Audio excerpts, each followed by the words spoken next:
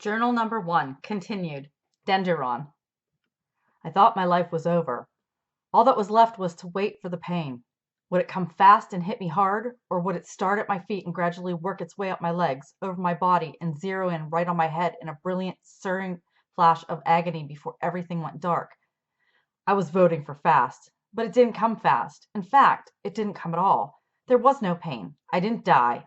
Instead, I found myself falling through this snaking tunnel. It was like sailing down one of those water park rides, but the water park rides are actually more violent than this.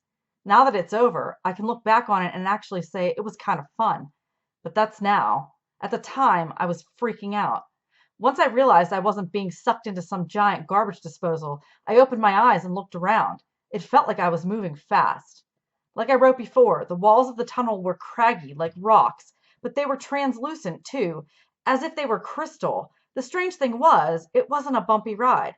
I was flying along, feet first, on a playground slide, but it felt like I was floating. I couldn't feel the walls of the tunnel. There were many twists and turns, but I didn't get slammed against the walls or anything, like you do when you hit the turns on a water slide. It felt like I was floating on a magic carpet that knew exactly where it was taking me. There were sounds, too. There were soft notes, like from a tuning fork. All different notes, pretty notes. They were the same kind of notes I heard when the tunnel came to life, but much further apart. That's one of the reasons I could tell I was going so fast, because I was sailing past the notes. The sound would come up fast from ahead and then flash past me and disappear behind. It was a strange sensation. I looked back the way I came, and there was nothing but crystal tunnel as far as I could see. I looked down between my feet, and it was the same thing. Snaking tunnel, infinity. After a while, I got used to it, sort of. There was nothing I could do to stop it anyway, so I figured why fight it. Now here's the freaky thing. As if everything up to this point wasn't freaky enough. I could look out beyond the crystal walls to see that it was dark out there. I figured that made sense. I was underground after all. But when I looked harder, it seemed as if the blackness was broken up by thousands and thousands of stars. I know, screwy, right? I had started in an underground subway and was going deeper underground from there, so how could I be looking at stars? But that's what it looked like. Why should this make any more sense than anything else? I don't know how long I was flying. 3 minutes? 3 months? My normal sense of relativity had long since gone bye-bye. I'd given myself over to the experience and wherever it took me, and for how long, it just didn't matter. And then I heard something different. It wasn't one of the soft notes that had been my guides on this bizarro journey. This sounded, well, solid. It sounded craggy. It sounded like I was coming to the end of the line. I looked down between my feet and saw it. The end. The twisting, bright tunnel ended in darkness, and I was headed for it, fast. All around me, the walls of the tunnel started to change. They were transforming from the translucent crystal back to the slate gray, craggy rocks that I had seen at the start near the subway. The panic returned. Was I about to hit the center of the earth? Wasn't there supposed to be a core of molten magma there? Was this magical flight just a prelude to a fiery death? Whatever was going to happen, it was going to happen now. So I did the one and only thing I could think of to prepare myself for the end. I closed my eyes. But the end wasn't a fiery crash at all. I got the same tingling feeling that I had felt at the mouth of the tunnel. Then there was a shower of sound. All the sweet notes I had been hearing gathered together the way they did at the beginning of my journey. I felt as if a heavy weight were pressing against my chest. The next thing I knew, I was standing up. The musical notes faded away. I had been gently deposited somewhere by the magic carpet. It was strange having to support my own weight after having been weightless for the journey. I was like an astronaut returning from space who needed to get used to gravity again. I opened my eyes, looked back, and saw the tunnel. It looked exactly like the mouth I had entered back at the subway. It was gray and dark and stretched out to nowhere.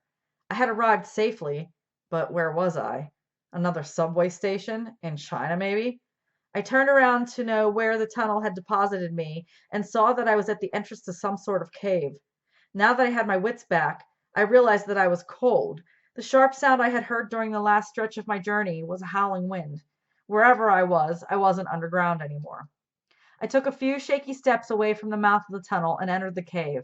As I walked into this larger space, I noticed that the cave was marked by the same star symbol that was on the door in the subway. It was carved into the rock at about eye level. Weird. I then saw light pouring in from an opening on the far side of the cavern. It was so bright that it made the rest of the cave seem pitch black. I was suddenly overcome by the feeling that I had been in the dark way too long. I wanted out, and that light showed me the way, so I stumbled along to reach it. When I got there, I knew that it was indeed the way out of the cave. The light also told me that it was daytime. How long had I been in that tunnel? All night? Or was it daytime in China? My eyes weren't accustomed to the light, so I had to cover them and squint. I stepped outside and immediately realized it was even colder out here. All I had on was my Stony Brook warm-up top over a t-shirt, so the wind cut through me instantly. Man, it was freezing. I took a few steps and looked down to see snow. The ground was covered with snow. That's another reason it was so bright. The sun reflected off the snow and blinded me. I knew it wouldn't take long for my eyes to adjust, so rather than duck back into the cave to get warm, I waited till I could see. I wanted to know where I was. After a few seconds, I gingerly took my hands away from my eyes. My pupils had finally contracted enough to let me see, and what was there waiting for me nearly knocked me off my feet. I was standing on top of a mountain, and this was no small ski mountain like we go to in Vermont. This was like Everest. Okay, maybe not that big, but I felt like I was on top of the world. Craggy snowfields stretched for as far as I could see. In the far distance, way down below, I could see that the snow gave way to a green, lush valley, but it was a long, steep trip between here and there. One question kept running through my head.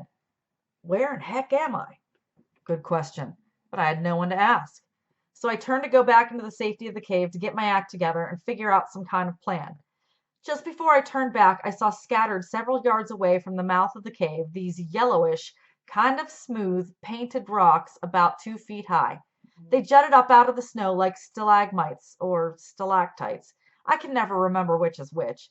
They stuck up and came to a sharp point. I had no idea what they could be, but the word tombstones kept creeping into my head. I shook that particularly morbid thought out of my brain and trudged through the snow back to the cave. That's when I saw the strangest thing of all. The sun was just rising up over the rocks that formed the cave, but I had just been shielding my eyes against the sun that was shining from the other direction. How could that be? I looked behind me to see that there wasn't just one sun. There were three. I swear, Mark, there were 3 suns in opposite corners of the sky. I blinked, thinking my vision was just screwed up or something, but it didn't help. They were still there. My mind locked up. I didn't know what to think, but there was one thing I knew for sure. I wasn't in China. I stood there on top of this mountain, all alone, sneakers getting wet in the snow, staring up at 3 blazing suns. I'm not ashamed to admit this. I wanted my mom.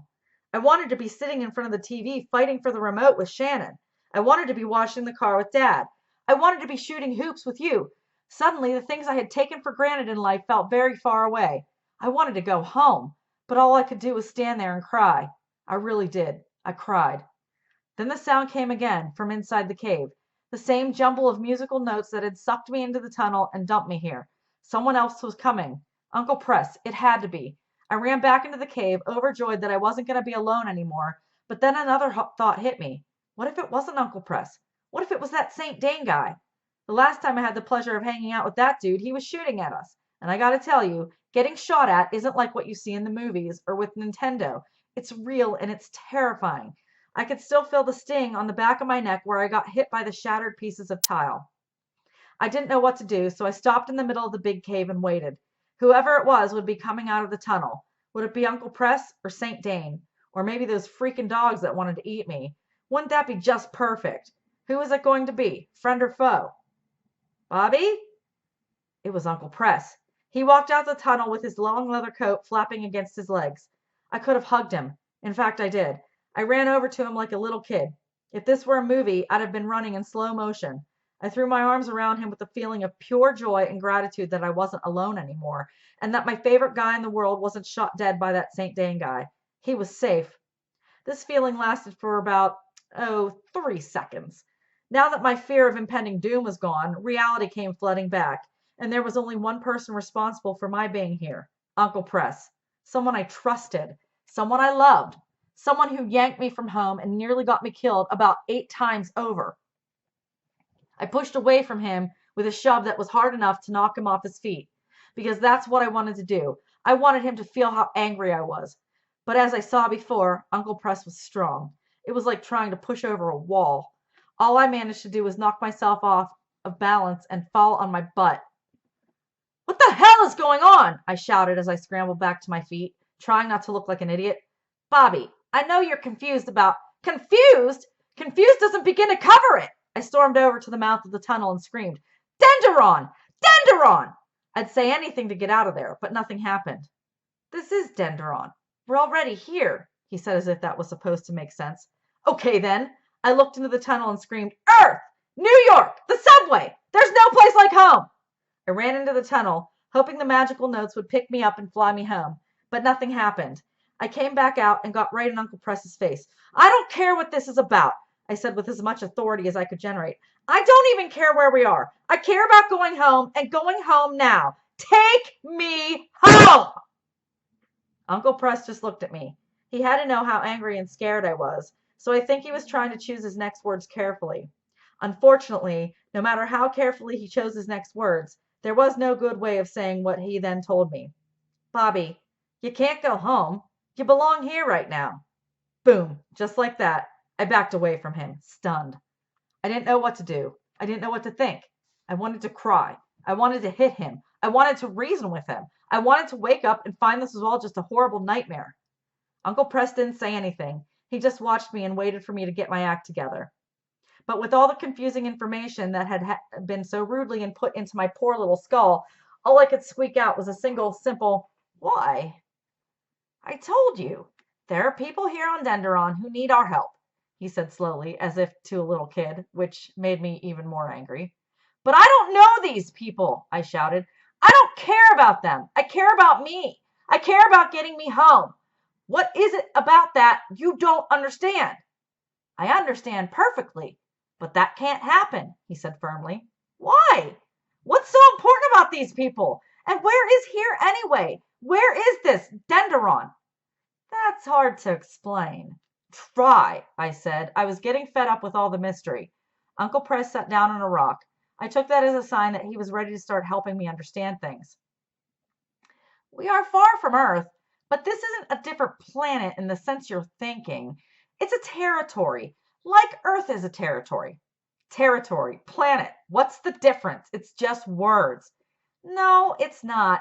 If we had a spaceship and blasted off from here and went to the place where Earth is, it wouldn't be there. At least not the way you know it. When you travel through the flumes... Flumes, I repeated.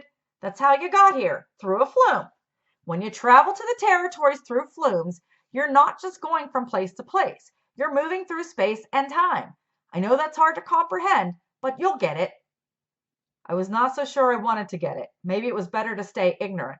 I looked at Uncle Press, and for the first time it hit me that this guy wasn't the person I thought he was. I always knew he was a mysterious character, but now he was way more Ozone-esque than I could have ever imagined. Who are you? I asked. Really, you're not a normal guy. Uncle Press smiled and looked down. Somehow I had the feeling that this wasn't going to be an easy answer either. I'm your uncle, Bobby, but I'm also a traveler, just like you are. Another new word, traveler. I didn't want to be a traveler. I wanted to be Bobby Pendragon, point guard on the Stony Brook basketball team, but that life seemed pretty far away right now. So if we're not on Earth, why is it like Earth? I mean, I can breathe, and there's snow and normal gravity and all. He answered, all the territories are pretty much like Earth, but not exactly. You mean like the three suns here? Good example. And those weird yellow stone things sticking up out of the snow. Suddenly Uncle Press got tense. Where? Outside? How many are there? I don't know. 10, 12. Uncle Press shot to his feet and started pulling off his coat. We gotta go! He dumped his coat on the ground and hurried to the far side of the cave where there was a pile of dried branches. He started pulling at them. What's the matter? I said, confused and more than a little worried. He turned to me and raised a finger to his lips to shush me. He continued pulling branches off the pile and spoke quietly, as if not wanting to be heard. Quigs, he said. Uh-oh, quigs. Not a new word. I hated that word. Those aren't quigs. Quigs are like dogs, right? I asked hopefully. Depends on the territory, he whispered. On Second Earth, they're like dogs. Not here. So what are quigs? I asked, but I wasn't really sure I wanted to know. They're wild animals that are special to each territory, he explained. St. Dane uses them to keep the travelers away from the flumes. There was that name again, St. Dane. Somehow I knew he'd factor back into this equation, but how was it possible for a guy to use a wild animal to do anything? Before I got the chance to ask, Uncle Press pulled off the last of the branches to reveal a jumble of fur and leather, animal pelts. He then started taking off his shirt.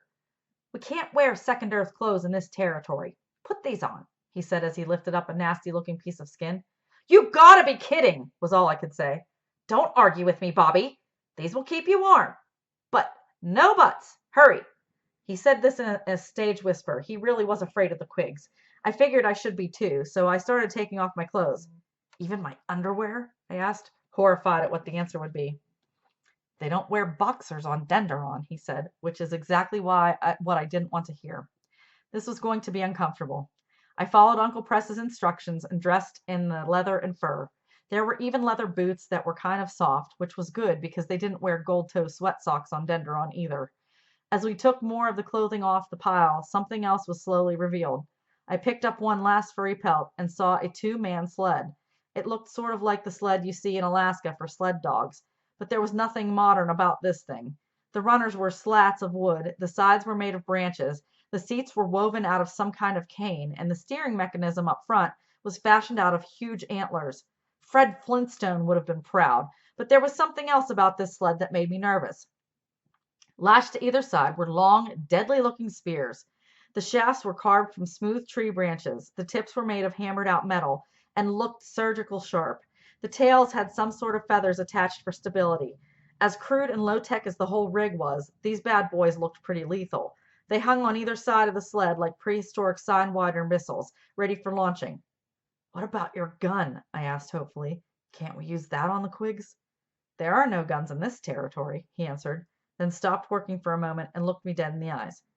We can only use what the territory offers. That's important. Remember that, okay? Yeah, sure, whatever. He then shoved something into my hand. It was a small carved object that hung from a leather cord. It looked like... It's a whistle, he said, reading my thoughts. Keep it handy. I wanted to ask why, but at this point it didn't really matter. I just hoped Uncle Press was as good with a spear as he was with a gun, because a little whistle sure as heck wasn't going to protect us if things got hairy. I followed orders and put it around my neck. You ready? He asked. No, was my usual reply, though honestly I was. I felt a little like a caveman, but the strange clothes fit me fine. Where they were too big, I tied them tight with leather straps the way Uncle Press showed me. I was actually pretty comfortable. The only bad thing was I really wished I could have kept my underwear. There was going to be some major league rash action going on here, and they probably didn't have talcum powder on Denderon either. Uncle Press started dragging the sled towards the light and the entrance of the cave. I helped him pull. When we get the sled in the snow, hop on and sit in the back, he instructed. I'll get us going and steer from the front. If we're lucky, we'll be gone before the Quigs wake up. What if we're not lucky? Was the obvious next question. We can't outrun them. Our only hope is to get one of them. Get? Define get. He didn't. We were at the mouth of the cave. Uncle Press looked at me. I'm sorry for this, Bobby. I really am. All I can say is that sometime soon you'll understand why it had to be this way. He said this with such conviction that I actually believed him. The thing was, I was afraid to believe him because if what he had been saying was true, I'd have no choice but to face whatever trouble lay ahead. And based on what had happened so far, it wasn't going to be fun. I hope you know how to drive this thing, I said. Hold on tight, was his answer. Yeah, right, like I plan on waving my hands in the air like on a roller coaster. Give me a break. We pulled the sled out of the cave and onto the snow. It took a few seconds for my eyes to adjust to the light again. But when I did, the first thing I saw were the ominous-looking yellow-pointed rocks sticking up out of the snow. In spite of Uncle Press's fear, I didn't see how these things could be dangerous. Uncle Press motioned silently for me to get in. He then went to the back and started pushing. For a clunky, prehistoric bobsled, it moved pretty smoothly. In front of us was a field of yellow stones. I counted 12 of them, spread out over several yards. We glided closer to them with almost no sound. I looked to Uncle Press. He winked at me and put a finger to his lips as a reminder to be quiet. After a few more yards, we were right in the middle of them. Uncle Press maneuvered the sled carefully so as not to disturb anything. That's when we started to pick up speed. The slope was growing steeper. I looked ahead and suddenly I wasn't worried about the Quigs anymore. We were about to set sail down a steep, craggy, boulder-strewn, snow-covered mountain on a rickety piece of wood that was held together by leather straps. Compared to that, How terrible could some 2-foot-tall animals be? I was about to find out. We were nearly out of the field of yellow stones when right in front of us the snow started to shake. There was only one stone left, but one was enough. Suddenly, right in front of us, the snow cracked and the yellow pointed stone started to rise up. But it wasn't a pointed stone at all. This was a spike made of bone that stuck out of the back of the most hideous beast I'd ever seen. The quig rose up out of the snow until its entire body was free. It looked like a huge, dirty gray grizzly bear. But its head was giant, with fangs like a wild boar, upper and lower, spiky sharp. Its paws were oversized too, with claws the size of piano keys, sharp piano keys, and its eyes looked like the eyes of the dogs in the subway. They were yellow and angry and focused on us. Uncle Press maneuvered the sled around the quig and ran while he pushed, trying to get more speed. "Get the spear!" he shouted. I couldn't take my eyes off the beast. It reared up on its hind legs and let out a horrifying bellow that I thought would wake the dead, or at least wake the other quigs. And that's exactly what happened. Behind us, the snow around the other yellow spikes started to boil. The rest of the quigs were waking up. "Bobby, move!" Uncle Press jumped onto the sled and I snapped to my senses. I dove forward to grab one of the spears. We were moving faster now, bouncing over the snow. It was tough to keep my balance. I stayed low and leaned over the side to try and untie one of the 2 spears. "Hurry, please!" came from the back. He was calm, but insistent. I turned to look and saw that there were now a dozen quigs behind us, shaking off the snow. I shouldn't have looked. The trouble was, I'd almost finished untying the spear, and just as I looked, the sled hit a bump. Before I realized what was happening, the spear worked itself loose and fell off. I tried to grab it, but it was gone. Too late. It clattered to the snow just out of my reach. "The other one! Now!" shouted Uncle Press. I dove across the sled to get the other spear. I grabbed it and held on tight with one hand while fumbling to untie it with the other. There was no way I was going to let this one get away. Finally, I worked off the strap and the spear was loose. "Got it!" I shouted. I fell back, holding it up for Uncle Press to grab. Once he had it, I got to my knees and looked behind us. To my horror, I saw that the quigs were now charging. It was like a stampede of snarling, vicious bears that had us in their sights. I had no idea what one little spear could do against this deadly onslaught. "Steer!" shouted Uncle Press. "Keep it steady!" I scrambled to the front of the sled and grabbed hold of the antlers. The sled responded perfectly. Whoever built this thing knew what they were doing. Still, Uncle Press was right. We weren't going fast enough to lose the quigs. They were getting closer. The first quig was far ahead of the others, and it was getting dangerously close. I kept glancing back over my shoulder to see what was happening. Uncle Press was amazing. He stood on the sled, backward, with spear in hand. I was getting used to seeing Uncle Press pull off stunts like this. Nothing surprised me anymore. Like Captain Ahab hunting Moby Dick, Uncle Press waited for the quig. Come on, little closer," he growled, taunting it. The quig obliged. It was nearly on us. It charged forward with a bloodlust, ready to snap its jaws shut on Uncle Press. "The whistle!" Uncle Press shouted. "Blow it, now!" The whistle? What was a whistle gonna do? But I wasn't about to argue. While keeping one hand on the steering antlers, I fumbled for the carved whistle around my neck. The beast was almost on Uncle Press. I finally managed to grab hold of the whistle, pulled the leather cord over my head, put it to my lips, and blew. It didn't sound like anything. The thing must have been designed like one of those silent dog whistles where the sound was so high-pitched that only dogs could hear it. Well, only dogs and quigs didn't like it. The beast suddenly opened its hideous mouth and let out another bellow that made the hair on the back of my neck stand out. It was a roar of pain, as if the high-pitched sound from the whistle was piercing its head. That's when Uncle Press struck. He hurled the spear like an Olympic javelin thrower. The deadly missile flew straight at the quig and stabbed into its open mouth. The beast let out a choked howl as the spear plunged into the back of its throat. It stopped short, kicking up a spray of snow as it fell to its side. Blood spewed from its open mouth like a gruesome fountain. It was disgusting, but not as disgusting as what happened next. The other quigs caught up with the first one, and rather than come after us, they all stopped and pounced on their fallen brother. It was a frenzy feed, like you see with sharks when there's blood in the water. I can still hear the sound they made as they tore into it, ripping it apart. The sound of flesh being torn away from cracking bones is not one I care to hear again. It was still alive, too. Its pain screams were horrifying. Thankfully, they didn't last long. I took one last look back and wished I hadn't. At that moment, one of the quigs looked up at us, and I saw that its mouth and fangs were smeared with the blood of its living meal. Now I knew what Uncle Press meant by getting one of the quigs. "Look out!" he shouted. I quickly looked ahead and saw we were seconds away from slamming into a boulder the size of a car. I turned the antlers hard. The sled turned, but the back fishtailed into the skid that slammed us into the boulder. We kept moving through the shock, though the shock was so strong it threw Uncle Press to the floor of the sled. It nearly knocked me off too, but I grabbed the antlers in a death grip. It would take a heck of a lot more than a little bumping around to pry me loose. The only problem was when I grabbed the antlers, I dropped the quig whistle. If the quigs came after us again, we'd be in deep trouble. We had no spears and no whistle. Why hadn't I left the strap around my neck? Now we were going fast. The slope turned double diamond steep. I could see that we were about to reach the tree line. Up to this point, we only had to maneuver across snow and avoid some boulders. Now we were headed into a forest.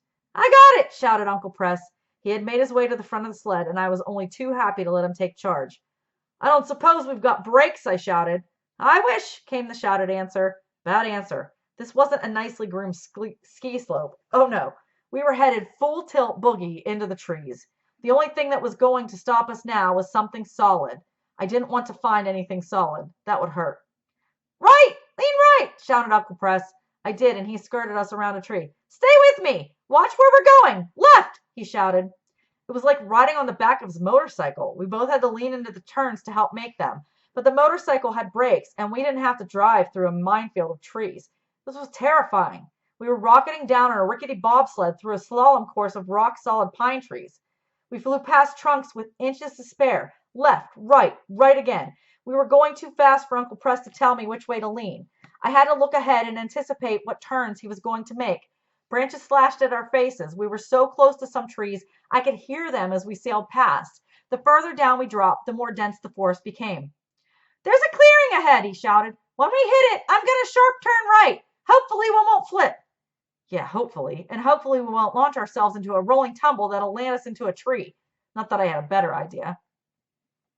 When I make the turn, lean hard right, he yelled. We're almost there. I looked ahead and saw it. Through the trees, there was a field of white. That must be the clearing. But we still had a lot of trees between here and there, and we were still moving fast. Left, right. A few more turns, and we'd hit the clearing. We're going to make it, I shouted. We didn't. Our left runner hit a snow-covered root that kicked us up on our right side, but we kept going.